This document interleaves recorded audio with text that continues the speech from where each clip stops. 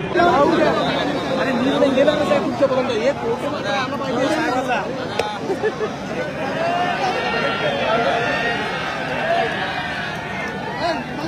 काय तू कॅमेरा बघ बोल ना.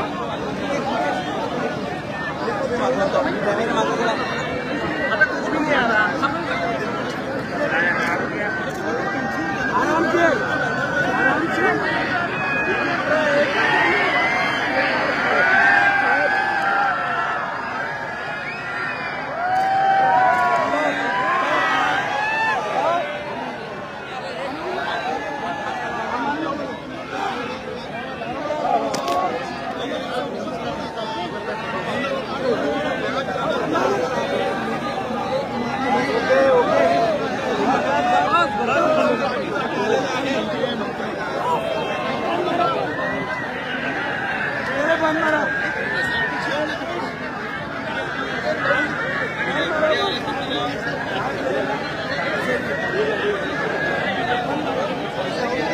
हॅलो, थोडं शांत बसा रे.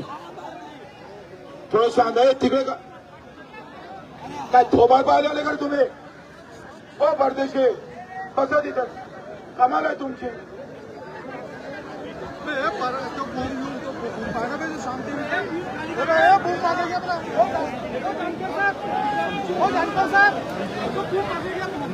एक तर तुमचा कलेक्टर 3 दिवस आला नाही. तुम्ही सांगितलं असून जाऊ नका हा भाग. पण एवढा प्रोटोकॉल जर कलेक्टर पाहत नसेल तर चांगलं नाही आहे. तुम्ही 4 वाजता येत आहे. तुमचा कोर्टाचा आदेश पहिले येते मग नंतर तुम्ही येता आम्हाला समजावलं. सरकारची मगरुरी माहीत पडते ना. तर तुम्ही आम्ही का राष्ट्रद्रोही आहे का तुम्ही?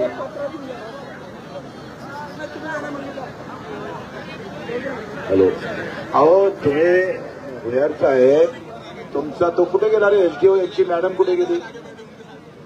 त्या मॅडमले बोलावं. तुम्ही थोडं बाजूला व्हा. चला, कोणी काही करणार नाही इथं. पा मागवा. चला वा मागा.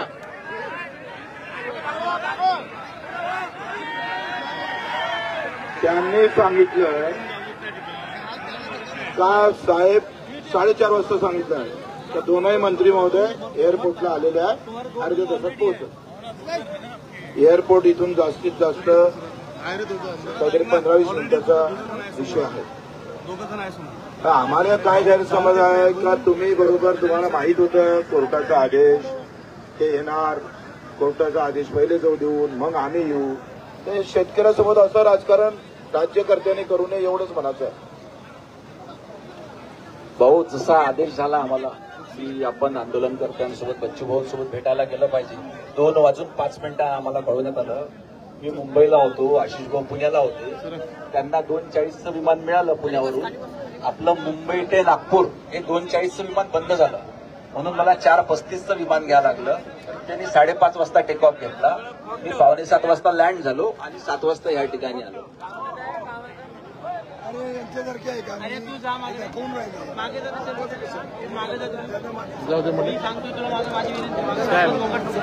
आमची त्या एसडीओ मॅडमनं आम्हाला काय सांगितलं अर्ध्या तास. तिनं सांगितलं नसतं विषय नव्हता. त्यांनी काय सांगितलं का दोनही मंत्री आता एअरपोर्टला आलेले आहे. त्या एसडीओ मॅडम खोट्या बोलत असेल. त्या भाऊ 4:30 वाजता लँड झाले 5 वाजता, परंतु माझ्यामुळे ते थांबले होते. त्याच्यामुळे त्यांना कन्फ्युजन झालं की दोन्ही मंत्री आले. ठीक आहे. आता माझं एक तर काय होतंय, आम्ही रेल्वे रोखायला गेलोय तर लगेच तुमचे फोन थांबा आम्ही मंत्री महोदय आम्ही चर्चा करू. आम्ही शांत बसलो का पुन्हा तुम्ही सरकार शांत होते. आम्ही आक्रमक प्रवृत्ती घेता तर लगेच आम्ही जेल भरायला लागलो तर लगेच तुम्ही आलो. म्हणजे 6 वाजता तुम्ही सांगा 4:30 वाजता आम्ही वाट पाहिली. 4 वाजता तुम्ही येणार. तुम्हाला कन्फर्म करूनच विचारलं. सगळं झालं. तुम्ही 4:30 पर्यंत वाट पाहायला आले नाही. कोर्टाचा आदेश आला तरी तुम्ही यायला पाहिजे होतं का नाही? मग आम्ही जेल भरवले निघालो लगेच तुम्ही येत आहे. काय चालू काय ते बरोबर नाही. कसं आहे, आम्ही काही घरच्यासाठी आंदोलन करत नाही. हे तुम्ही बोलले होते, तुम्हीच कर्जमाफीचं आश्वासन दिलं होतं, तुम्हीच 20% बोनस देणार होतं. MSPच्या 20% बोनस तर दिलंच नाही तुम्ही, उलट खरेदी सुरू केली नाही. तुम्हालाही माहिती आहे, साध्या खरेद्या सुरू झाल्या. मागच्या वर्षी ऑक्टोबरच्या पहिल्या हप्त्यात खरेद्या सुरू झाल्या. आता तुम्ही काय ठोस निर्णय घेणार ते सांगा, म्हणजे तुम्ही काय घेऊन आले काय नाही आमच्या अनुभवामध्ये.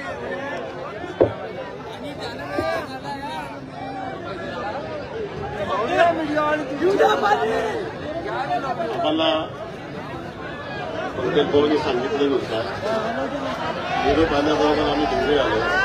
मला असं कळलं की आपली मागणी होती की सरकार म्हणजे माझ्यासोबत सरकार विभागाच्या राज्यमंत्री मागेचा विचार कालची बैठक आयोजित केली होती. त्याच्यात आपण येणार होते असे खंड होते. नंतर ती बैठक आपल्याला आंदोलन गेलं शक्य नव्हतं. त्यामुळे माननीय मुख्यमंत्री महोदयांनी आणि बावनकुळे साहेबांनी दोघांनी आमच्याशी चर्चा केली आणि आपल्या शासनाच्या वतीने आपल्याला विनंती केली की खूप मोठ्या प्रमाणामध्ये विषय आहे. एक दोन विषय नवीन आपल्या निवेदनामध्ये काल जी बैठक झाली होती त्याचं सर्व विभागाच्या आलं होतं.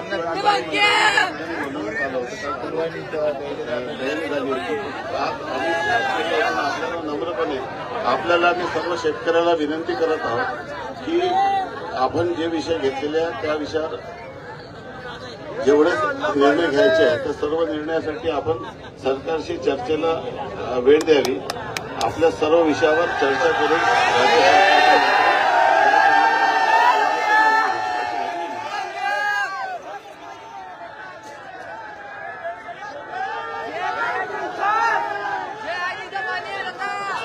मला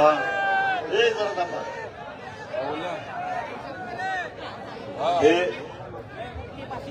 हा काही हिंदी चित्रपट नाही काय, सगळ्या योगायोगाच्या गोष्टी घडायला लागल्या. म्हणजे 12 वाजता शेतकरी रेल्वे रोडावर गेले, लगेच तुमचा निरोप आला की तुम्हाला बैठकीचं निमंत्रण देण्यासाठी म्हणून 4 वाजेपर्यंत 2 मंत्री येत आहेत. आणि मग ते शेतकऱ्यांनी मागे बोलवून घेतले आणि तुम्हाला पक्क माहिती होतं की कोर्टानं निर्णय घेतलेले ऑर्डर कधी झाल्या सकाळी. सरकारला पक्क माहिती होतं की कोर्टानं काय ऑर्डर दिले आहे आणि कोर्टाच्या कानात कोण सांगितलं हेही आम्हाला माहिती आहे. चेष्टा चालू आहे की आमची, आपण चेष्टा चेष्टाच करणार असाल तर एकदा होऊन जाऊ दे काय व्हायचं ते. पण आम्हाला 5:58 ऑर्डर मिळते कोर्टाची, 6 वाजता मैदान खाली करावं. या योगायोगाच्या गोष्टी नाही आहे. प्रशासन तुम्ही चालवताय. तुमच्या पोलीस अधिकाऱ्यांना विचारा की किती वाजता आम्हाला ऑर्डर दिली. आणि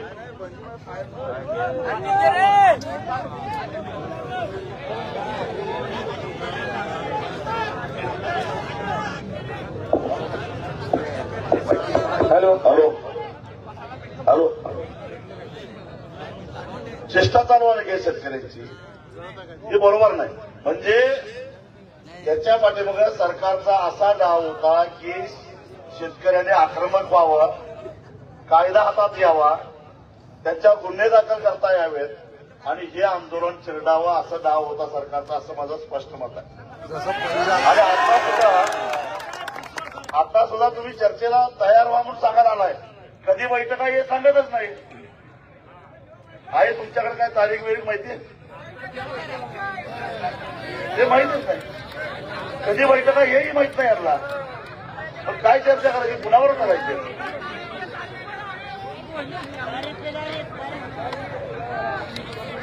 मीटिंगची तारीख माहिती आहे का साहेब आपल्याला? सांगा.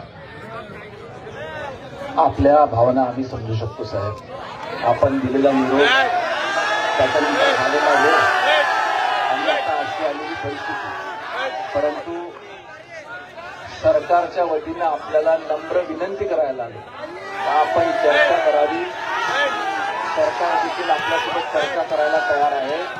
चर्चेच्या माध्यमातून काहीतरी चांगला मार्ग त्या ठिकाणी निघेल. आपण म्हणाल आपण वेळ द्यावी, त्यावेळेस आपण त्या ठिकाणी सरकारकडून उद्या चर्चा करा. उद्या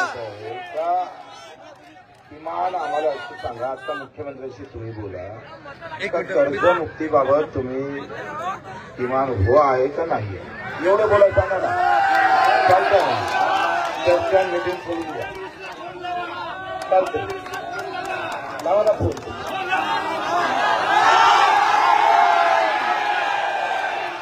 कर्जमुक्तीचं काय करणार आहे एवढं का? आमची अशी विनंती आहे की आपण मान्य मुख्यमंत्री महोदयांसोबत, कारण विषय आपला एक नाही, अनेक विषय आपल्या निवेदनामध्ये आहे. मी सरकारच्या वतीनं आपल्याला विनंती करतो की आपण मान्य मुख्यमंत्री महोदयासोबतच याचा तोडगा काढावा. निश्चितपणे काहीतरी तोडगा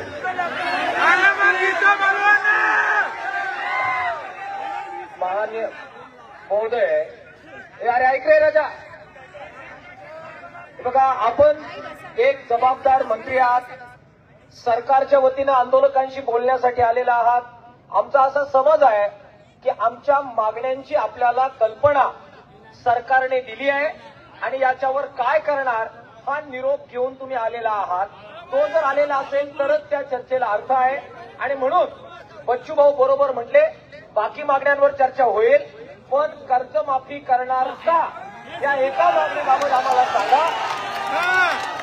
जर चुकून थांबा जरा, जर चुकून तुमची चर्चा याबाबत झाली नसेल तर आम्ही आपल्याला सांगतोय, आपण अत्यंत हॉटलाईनवर मुख्यमंत्री महोदयांशी बोला. कर्जमाफी करणार का एवढ्या प्रश्नाचं उत्तर द्या, तरच चर्चेला पुढे अर्थ आहे.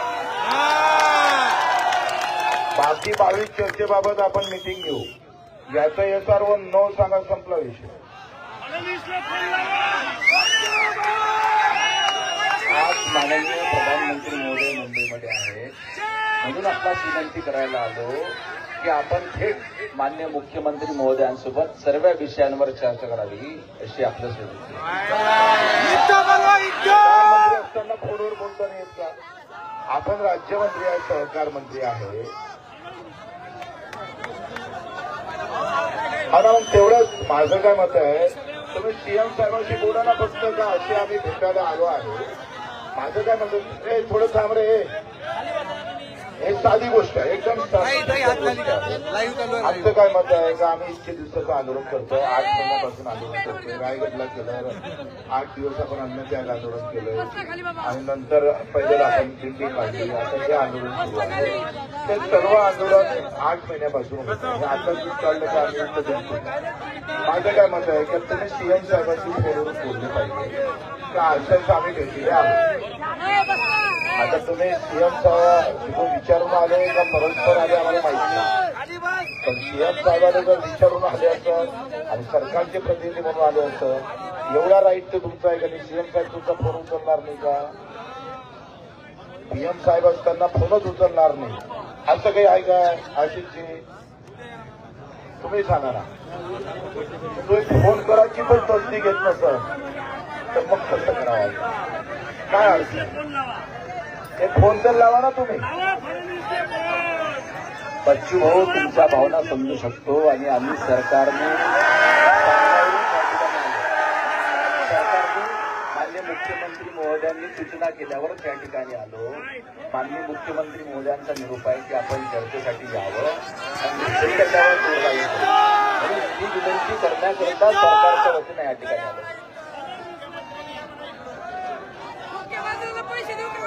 चर्चा करायला काही हरकत नाही. आम्ही चर्चेला तयारच आहे बाकी मुद्द्याबाबत. आम्ही नाही म्हटलं का, फक्त एकच मुद्द्याबाबत फक्त फोनवर विचारा तर खरी. आमच्या आंदोलकाची अशी अशी मागणी आहे. तुम्ही मला वाटतं इतकं काही तुम्हाला काही फडणवीस साहेब रागवणार का? एवढं चिंता करता हेच समजत नाही मला. नाही घेतात तिकीट पुढच्या वेळेस काय फरक पडतो आमच्या पक्षाला.